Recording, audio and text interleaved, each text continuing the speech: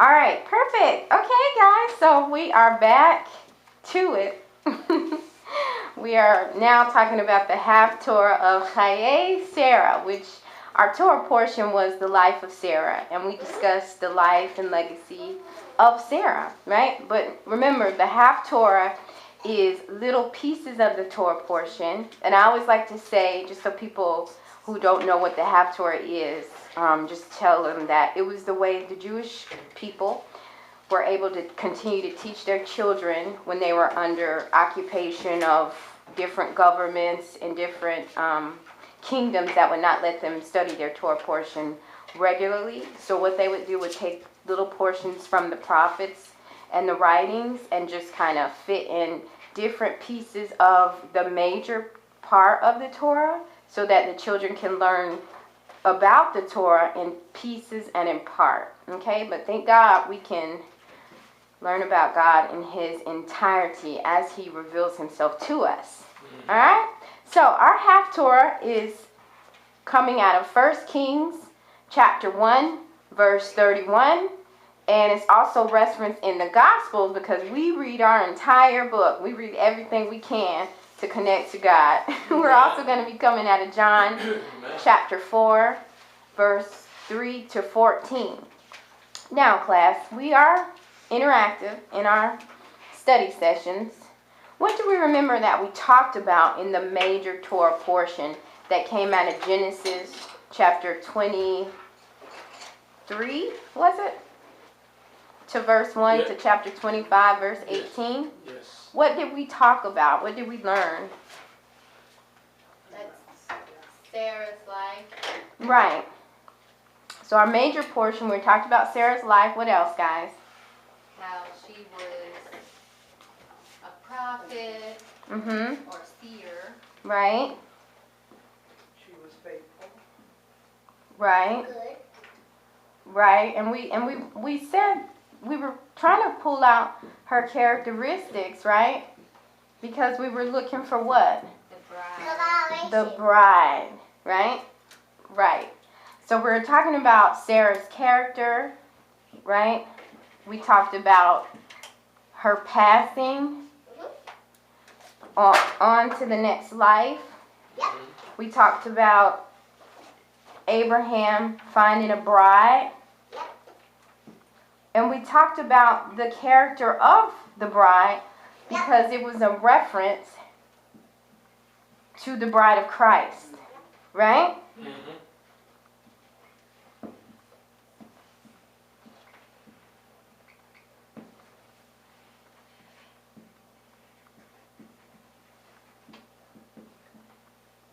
I'm just making a note, Abraham's search for Isaac's bride, right? And the bride of Christ. The analogy that was revealed to us was the bride of Christ. Now, let's think about that as we talk about our Haftorah. So we're going to just start reading, right? And I may kind of run over it just for time's sake. So I'm starting at 1 Kings chapter 4 and verse 1. And it's talking about, let me give you a little background. David is old, right? Here she go laughing. David is old. He's so old he can't keep warm, right? So they get an idea to get a young maiden, right, to keep him warm, right? So there's that part of it. But in the background, what's going on? When the king's about to die. His son stole the right to be king. He said, I'm going to make myself king. Right, so there's turmoil in the kingdom because we know that they're about to pass on, right? His son's name is Adonijah. Yeah, Adoniah. I'm sorry. Yeah, it's how they pronounce it, as Adoniah. And I don't know what's going on with my sound. Do y'all hear me? Nope. Yeah. Can we just get a regular mic for this one? So what's happening? Okay, so we got background. There's turmoil in the kingdom because the king is about to pass on. He's so old that he can't even warm his own body. So that means there's a fight between the two sons. And think about that in our Torah portion, right? Because we have our forefather Abraham, and he had two sons. Ishmael was the firstborn, but Isaac was the child of promise, and he's the one that is rightfully entitled to the kingdom. So it was in this story. We have Solomon and Adoniah, right, are also fighting for the kingdom, right? They're fighting to wrestle, right? So then that's the little history that we are going to be kind of looking at and focusing on. And I just want to point out that Adoniah's name means Yah is my Lord. But somehow he twisted it up to kind of focus on his internal power, and he became evil. I just want to make that clear, that he's the son that is not really following the principles that God wanted him or that David instructed him to do, right? Mm-hmm. So, let's read our first scripture, which says, so, am I in the right one? First Kings? Oh, guys. Yeah, 1 Kings chapter 1 is what I said. I'm sorry. I hope I said that.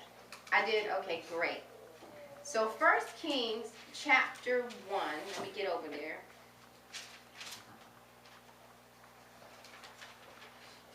Now, King David was old and stricken in years. Right? Yes. Stricken in years. And they covered him with clothes, but he got no heat, right? We also know in our Torah portion that Abraham was also well stricken in years, but he was not so old he couldn't keep his heat, right? Because remember, Abraham was full of life and vitality just like his wife. So it says, wherefore his servant said to him, let there be sought for my lord the king a young virgin, and let her stand before the king, and let her cherish him, and let her lie in your bosom, that my lord the king may get heat. So they found a fair damsel throughout all the coasts of Israel, and found Abishag, a Shunammite, and brought her to the king. Now, let's talk about this for a second, right? She is there to keep him warm. As we will see later, they did not have any relationships. He never knew her. She was only 12 to 13 years old, right? In the Hebrew word, it translates to Na'ara, which means young maiden, right? And that is a little girl that has not been able to bear children at that time. She's not adult enough to do that. Her body is not in that development state. So there's nothing pervy going on here. She wasn't there to bear children. She was only there to keep him warm. She was in the role of the queen, right? Which she had his ear. She had the ear of King David, right? But she was not there to take anything over. So it says in verse 4, and the damsel was very fair and cherished the king and ministered to him, but the king knew her not. So they're emphasizing that as well. Then Adoniah, the son of Haggith, which Haggith is the evil mom, right? Her name actually means festive in Hebrew, right? She's rejoicing over the downfall of all that's going on, right? Let's think about that as well. Because there's a reference to Revelations that we're going to kind of look at quickly. So she's the mom. Her name is Haggith, right? Saying, and her son are talking, I will be king. And he prepared him chariots and horsemen and 50 men to run before him. And his father had not displeased him at any time in saying, why have you done so? And he also was a very goodly man, and his mother bore him after Absalom. Now, what this is talking about is the mom and the son Adoniah getting together, and they're like, you're going to be king. He's about to die. He can't even keep his heat, right? let us get everything together so that we can make you king, right? So that's what was happening. So they're about to have a party. They're about to go through the coronation process and crown him as king. All right. So he went out and he go get Joab, the son of Zeruiah, and with Abiathar, the priest, and they following Adoniah, helped him. So they went and even got a priest, right? But there's two priests in this story. We got priest who? Nathan. Right? Who was the other priest? Abiathar. So we got Abiathar, because we taking sides. Abiathar versus Nathan, the priest of God at the time. These are the priests. And they're the ones that have the power to crown the next king.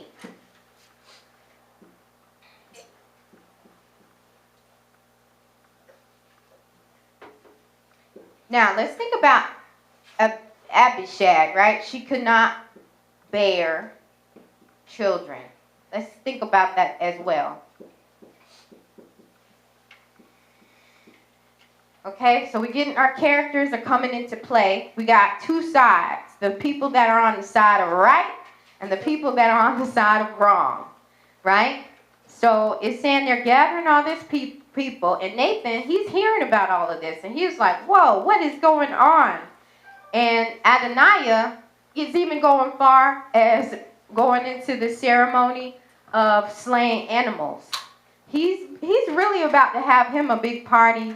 He's celebrating his coronation. And you guys know in the Hebrew culture, they do animal sacrifices to atone for sin of the people and also to atone for the king that's coming up in the presence of the priest.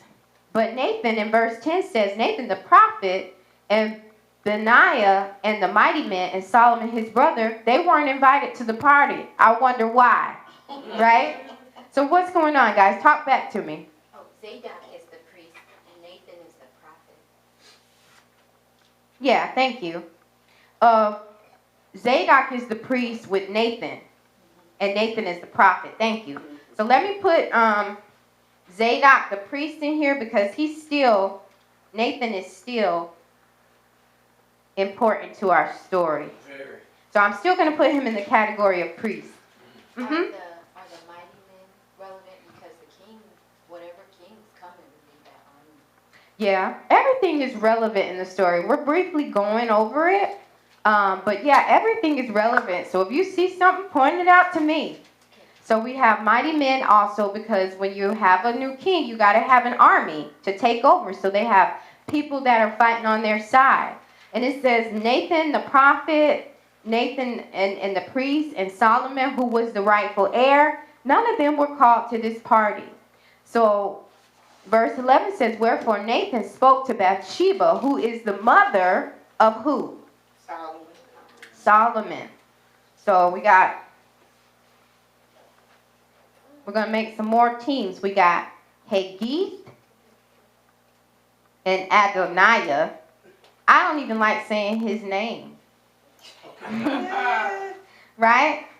Because we have one God.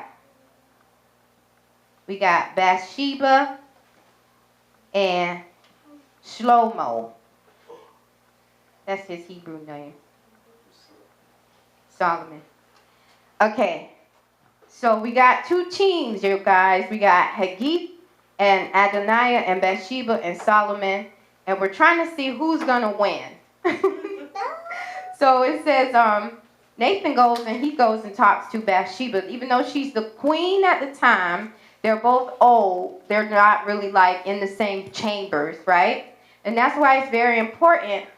Our character Abishag, the girl, the maiden that has the ear of the king, because she can turn him wherever way she wants. Because she's always with him. She's taking care of him. She's his friend, right? But she's not interested in the kingdom. But she's important because Adoniah and the mother are going to get an idea and say, let's take her as your new wife, right? Because they were like, we can turn this thing around in our favor because they really didn't have the blessing. But if they could whisper in David's ear and say, let her be the queen and let my son be the king, and then you can be resting in peace and everything will go on howdy, right? So wherefore Nathan, I'm in verse 11, goes to Bathsheba, and he's talking about, what's going on in the kingdom, right? They're trying to take over your kingdom. So now in verse 12 it says, now therefore come, let me pray I give you counsel. So he's like, let me give you some advice, right? Go talk to David. He's saying to Bathsheba, Nathan is talking to Bathsheba, go talk to David and let him pass the crown now, right? And then when you go in, we're going to tell him everything that's going on, and then I'm going to come in and I'm going to witness to what you're saying so that he will trust in your words as well, right? That's what's taking place. So let's move down to verse 15. It says, and Bathsheba went into the king's chamber, right? And the king was very old, right? Probably not even thinking straight. He probably thought Abishag was Bathsheba. Anyway, so Abishag, the Shunammite woman, right? So now we know she comes from Shunan, and she's a Shunammite woman because the Shunammite women came from Shunan, okay? Right. So we're giving her culture, we're giving her character, we're talking about a people. So Shunammite, she's a Shunammite girl. And what else did we say? She's from Shunan. I want y'all to pay attention to that. This is where Abishag comes from. Okay. Turning my page. So Bathsheba is in there with the king. Abishag, the Shunammite, ministered to the king, right? So she's just hanging out, making sure he's warm. And Bathsheba bowed and did obeisance to the king. And the king said, what would you, or what's going on? What do you need? And she said to him, my lord, you told me in our past, when we was young and in love, right? You told me my son was going to be the next king. Why hasn't he been crowned? So, let me make sure I don't go too far. Yeah, because we're going to go down to verse 31. So I'm at verse 17, right? And he's supposed to sit on the throne. Verse 18, she says, but Adoniah is reigning. So Adoniah not only went and got the people to bless him, slay the animals, but he also has put himself on the throne. So he's acting as king without the blessing of the living king, right? Right. So now we're at 19. She's saying he done slain, he done had a party, he sacrificed animals, right? In verse 20, and you, my lord, are the king. You're the eyes of all Israel, right? Wait, she's saying, oh, everybody is watching this taking place in Israel. So they're under the impression that he's doing this with your blessing, right? But he didn't have David's blessing. Right. Now, so she said, you have to fix this, right? Otherwise, in verse 21, Solomon and myself will be looked at as usurpers or offenders of what you put in place, right, which you didn't even put this in place. So we're looking down, and it says, lo, while she was talking, Nathan the prophet came in just as he said, and he was also backing up her story, talking about all this is going on. You need to fix this, right? He's confirming her story. And he's asking like he doesn't already know, did you set this up, David? Right? This is what Nathan is asking him. And then the king answers and said, call Bathsheba to me. And she came into the king's presence and stood before the king, which means she wasn't directly in his presence after Nathan had left, right? So he's talking to them at two separate times. So then the king swore and to fulfill his vow that he had made to Bathsheba and to Solomon. And King David, we're down at 31. Then Bathsheba bowed with her face to the Lord and did reverence to the king because he set everything in order and made sure that Solomon was able to get his kingdom.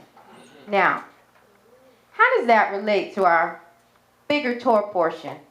We already talked about two fighting sons, right? And even though Isaac and Ishmael were not fighting, they have the potential to fight if Sarah, our prophet, our seer, had not intervened into that situation and got Ishmael out of that camp, right? What other connections do you guys see? I'm just going to make notes about the connections to our Torah portion.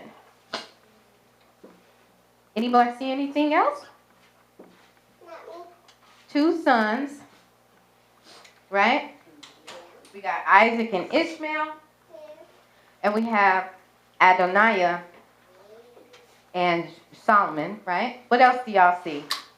Well, I know historically, David's son Absalom tried to usurp his kingdom, and Absalom was killed for his defiance. And Absalom's younger brother is Adoniah. So David wasn't really motivated to do anything because he loved and mourned for Absalom. Yeah. To the point where his commander of his guard, Joab, said, "You need to get it together because this guy tried to take your kingdom and we just killed him on your behalf. So what is that going to show to all the people?" Right. So he forced David kind of to act as king again. So now he's old and he's sad and he's probably reflecting on all of his years. And his other son, who literally looks like the son he lost, is taking over. Right. But, you know, you have that wife there to come and say, "You did say Solomon would be king." So unlike Abraham, who sent those children away so there would be no competition, David was just kind of like letting life, you know, go on. Yeah, that's And a good if connection. he hadn't said anything, his son would have, that Adonijah would have been fine. And, you know, you have Joab, who is the captain of the guard, supporting him. So there would have been no reason to stand against them if David hadn't come out and said that. Yeah, so she's giving us a lot of history there. And what you're saying, as we connect to the Haftorah and the Torah portion, that we have a father, a reigning father, who either, if you don't do something, the kingdom will be destroyed. If you do something, then we can go on in peace and in the way that you have set things up, right? So let's make a note about that. She's talking about there was two fathers. We got two sons and we got two fathers. We got Father Abraham and we have Father David. Now the difference is, like she said, we have a father that has a will in place and he's making sure it gets done. And we have another father who's kind of a little passive. And we may end up seeing the kingdom wrestle from his hands if he doesn't wake up to what's going on around him. Now, Abishag's name in Hebrew also means my father has strayed, right? So that's giving us a little insight into what's going on in the background in David's kingdom at this time, right? All right. And then what else do we kind of see? Let me see if I can. We got a reference here in Revelations chapter 17, verse 13. And it's just talking about how people get together with their own mind. At that time in Revelation chapter 17, John was having a vision of what's going on in heaven. And he sees this woman that's about to give birth. And he's marveling at this. And the angel's like, "Why are you marveling? Let me break it down to you." The point is, there will always be a challenge to your authority, right? But the next verse down says, "But Jesus is Lord.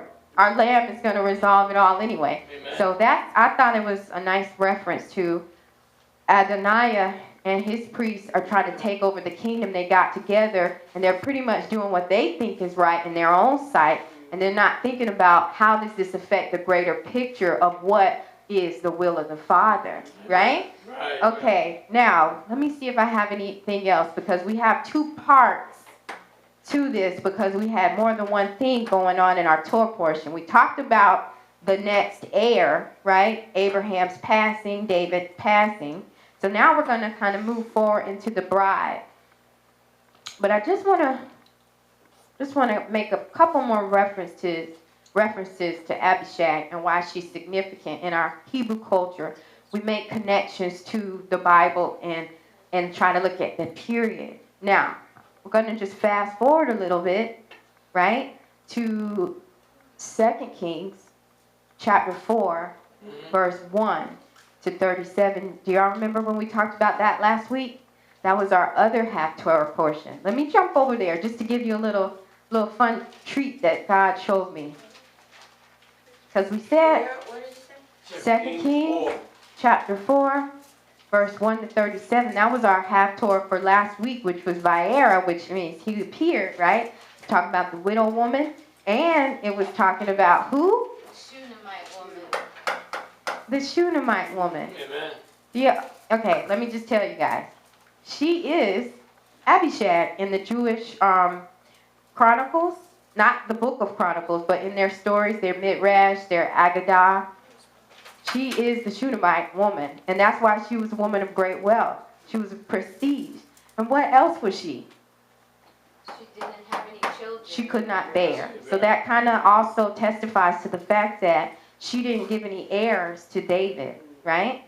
God came down supernaturally just as he did with Sarah and allowed her to bear a child. She wasn't barren, but at that point in her life, she pretty much was because she had produced the heir, right? Okay, I just wanted y'all to see that. Wait a minute, what? Abishag, is the Shunammite, came from Shunem. In the Agadah, the Jewish writings, another thing like their Midrash, they say that Abishag is the Shunammite woman that supported Elisha the prophet. And I just was saying that when she was with David, she could not bear a child because she was too young, right? And then this is just testifying to the fact that years later, she did marry a great man, right? And they had no children because she was not technically barren. She just had not produced a child at that time. Right. And we're referencing it to Sarah, right, who's also barren, and how God both gave them children. But that's her. That's who she is in our story, in our history. So I hope that was, So Sarah was supernatural, but Alice, what's her name? Abishag. Abishag was not. No, she was supernatural because if you're a woman and you've been trying to have children for years, and then God blesses you, that's supernatural. But, okay, I misunderstood. It's a blessing. I thought you said she wasn't barren. She just hadn't had any children. She had not had any children, and she had been married. And at that time, she actually had a husband that she was, living her life with. But the whole thing behind it was she had a child. She was blessed with she was blessed by God to have that child. That in itself, to me, is supernatural because for so long she hadn't produced a child. Okay, so I just wanted to share that with you guys. So we're going to move on to our next part of our Torah portion, which is in John chapter 4, right? And let me get over there, because again, we're making connections to the greater Torah portion. And what did we talk about after Sarah passed? What did Abraham ask his servant to do? Go find his son of a bride. Exactly. And what did we say? It was testifying to God coming down as the Messiah looking for his bride, right? So let's look at this story that has been misinterpreted for years. People are disparaging the Samaritan woman, and we're about to get rid of all of that. We're just going to think about it in the context of how God wants us to think about it. Okay? Now, I'm going to read a little bit to you guys. John chapter 4, verse 3. It starts out, and he must needs. Trying to make sure I'm in the right thing. No, let me back up. John chapter 4, verse 3. He left. Jesus. We're talking about Jesus here. He left Judea and departed again into Galilee, right? And he must needs go through Samaria. Now let's stop right there. Let's talk about the time and the culture. As we know, we have different groupings of people in the time of Jesus. Different religions, different faiths, old rivalries, old wars, right? Of these people that could not get along. So, but Jesus must needs go. He had to get over to this place, right? He's making it his mission to meet this lady at the well, okay? Now, During this time, guys, the controversy is between the Samaritan people and the Jewish people. And what do we have? A Jewish person and a Samaritan woman talking at the well. This is so controversial. I don't think people realize it when they talk about the Samaritan woman. These people don't get along. To the point of when they travel to that area, they go the long way around. Amen. Because they don't want to pass and get involved in all this conflict that has been going on for centuries. So for Jesus to go this way, this is shocking in itself for him to have gone and bore the danger to get to this lady. Right. Okay? It's significant. So it's dangerous to travel in that land, but Jesus specifically took that route, even though there's a shortcut. He had to get over there. Okay, now, then comes he to a city of Samaria, which is called Sychar, near to the parcel of ground that Jacob gave to his son Joseph. Right. He is meeting this lady at the spot that Jacob had purchased, and they had buried all these people. That's letting us know that there are Samaritans in this town, and there's Jewish people in this town that make it a point to not meet, to separate their societies, okay? So, now, Jacob's well was there, and this is also, okay, I'll give y'all that later. Now, Jacob's well, I'm at verse 6, was there. Jesus, therefore, being weary with his journey, sat thus on the well, and it was about the 6th hour. Now, Jesus is tired, right? Because he took the long way around. When they're like, you don't have to go through that territory, Jesus. You could go this way. He went around because he was making a point to get to this woman. And it's late in the day, right? It is around 12 o'clock. It's hot outside. What do we know about Jewish people and heat? They don't work at that time. They don't like to be out at that time. So what does that say about this woman that went to the well? She was insistent on getting what she needed. She was trying to avoid people. She don't want to be around the crowd, so let me go at the hottest time of day when nobody is over there. I won't be bothered. I won't be accosted. But lo and behold, our Father is there, right? Jesus is right there waiting, sitting on the well. You can't avoid me. Now let's think about this in all of our passages. In our Torah portion, we have not made it that far to this story, but I will give you insight to what's happening here, because they mention Jacob, they mention a well, and in the Hebrew culture, what happens at the well? Connected to our Torah portion. Anybody have a tea? God always shows up at those wells, like with It's a place of contention. Hagar. With Hagar, she and Ishmael got sent out. Well, let's not think about it. You guys are so intelligent. You're thinking of everything. The bride of Christ with Rebecca. Thank you. Okay. Jacob married who? Who did Jacob marry? He married Rachel. Jacob married Rachel and Leah, but he married Rachel, right? And they married at the well. Marriages happen at the well. Did y'all know that? Marriages happen at the well. So Jesus is meeting a woman at the well. We're talking about our Torah portion, and we're discussing Jesus is trying to find his bride. Right? Let's talk about it. Let's break it down a little bit. We have a question? No, I just wanted to say, can we add the 6 hour of the day to prayer, the hour of prayer too? This is Or just that take talking you off about in another this is direction? the heat of the day. We're just wanting to make an impact that it's 12 o'clock. We do the hours of prayer, 9, 12, and 3. But at 12 o'clock, it's hot outside. And, yeah, it's hot outside. So we're trying to stay out of the heat, right? Okay, so we're talking about a marriage. We're talking about a Jew. We're talking about a Samaritan woman. We're talking about two people that are not supposed to be talking, right? Okay, so let's reference Genesis 38 because I just want y'all to see this. Let me get over there.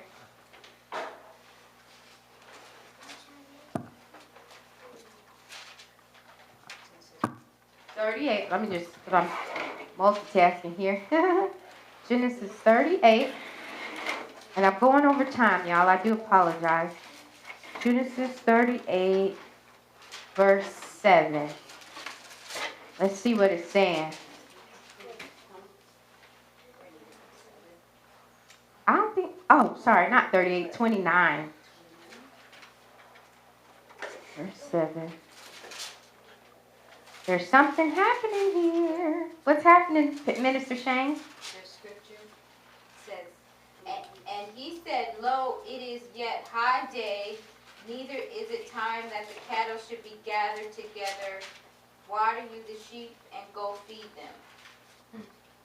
Right, and then Rachel shows up. If you read a little further, Rachel came out. And this is how they meet and they get married. This is when they meet.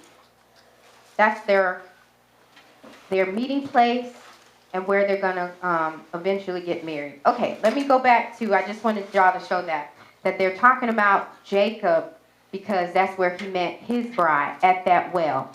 So the well is more a meeting place. It's a meeting place, it's a wedding place. It's where people get in the Jewish culture where they would get married. Okay, now back to it. Okay, so we're talking about this woman, and it says in verse 7, there comes a woman of Samaria to draw water at the hottest time of day. Jesus says to her, give me something to drink. Right? What did the servant say to the girl? Give me something to drink, right? Why aren't you a Jew? Why do you want anything from me? Right. So we're making connections to our wedding story here. It says, for his disciples were away. So it was just him and the Samaritan woman, and they're talking. The disciples were out getting food. Then says the woman of Samaria, how is it that you being a Jew ask drink of me, which am a woman of Samaria? And they're thinking about, it says, for the Jews have no dealings with the Samaritans. And they're thinking about, they teach it to us like the men don't talk to the women. That's not correct. The Jewish people, I'm sorry I got loud, don't talk to the Samaritans because of a cultural conflict. So they're not caught up on the gender. They're caught up on the culture and the history. It's almost like Romeo and Juliet, right? The two families don't want to hang out. Right. The Montagues and the Capulets. Okay, anyway, so Jesus answered and said to her, if you knew the gift of God and who it is that says to you, give me something to drink, you would have asked me, you would have asked of him, and he would have given you living water. Means Jesus said, I'm about to set you free. Right? I'm about to save your whole nation.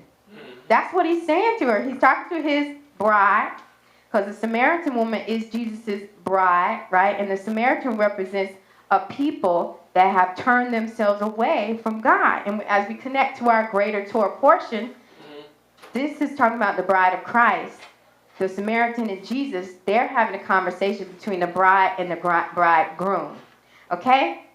Now, the woman says to him, sir, you have nothing to draw with. You don't even have a cup. And the well is deep. From where then have you that living water? Are you greater than our father Jacob? Meaning they hail from that line too. But they have just slowly kind of separated themselves out from the Jewish nation. And who gave us this well, and drank thereof himself and his children and his cattle? Jesus answered and said to her, whosoever drinks of this water shall thirst again. But so whosoever drinks of the water that I shall give him shall never thirst, but the water that I shall give him shall be in him a well of water springing up into everlasting life, right? So now that's the end of our portion, because they just want us to talk about the bride and the bridegroom, right? But I'm going to talk a little bit more about it. I'm just going to go it quickly. The Samaritan woman is known to have 5 husbands. She does not have 5 husbands in the sense where she's talking about she divorced these husbands, right? If you read down, it says, what does she say? he said, go call your husband and come here. And then she says, I have no husband. And he says, for you have had 5 husbands, right? But they're trying to paint it out as this woman is this habitual marrier, right? But she's not a habitual marrier. She is actually representative of the bride, and Jesus has come down to talk to this woman about his culture and to save this people, because his mission is to bring these 2 nations together under unity, just as he is going to bring the Jewish people and all the rest of the people together. So that's what this scene of Jesus is talking about, bringing these people into unity. So I just wanted to mention those things and just say it's more than what meets the eye when you read about this lady and this story. It's not talking about gender. It's talking about 2 nations that were not getting along at the time. All right? And let me look at my notes to make sure I covered everything as we connected it to the Torah portion. I have some scriptures. So yes, he came to unify us so that, because they were at odds for centuries, during the discussion, they talked about so many things that it changed her perception of who she was.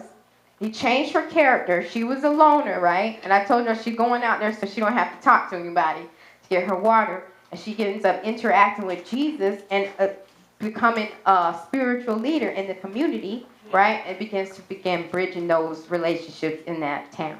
Okay? All right, I think I covered everything. But I just want to say it's a patriarchal society. A woman did not have the right, she couldn't divorce anyway. To look at her as something disparaging, like she has so many husbands, it's not uncommon in their society for a woman to have been married more than once, right? Because we read in our Levitical law that they had women who husbands may have died, right? And they get married to the brother. So that's something where they just kind of look at this story in the wrong light. And I just wanted to shed some light and make connections to our Haftorah that there's a lot going on in this story. But we just want to stay on the page of, it's a picture of the bride of Christ, right? And it's talking about the Messiah coming to correct everything that needed to be corrected so that we can become his image and walk in his image and be his acceptable bride. Okay? All right. Well, thank you guys for watching.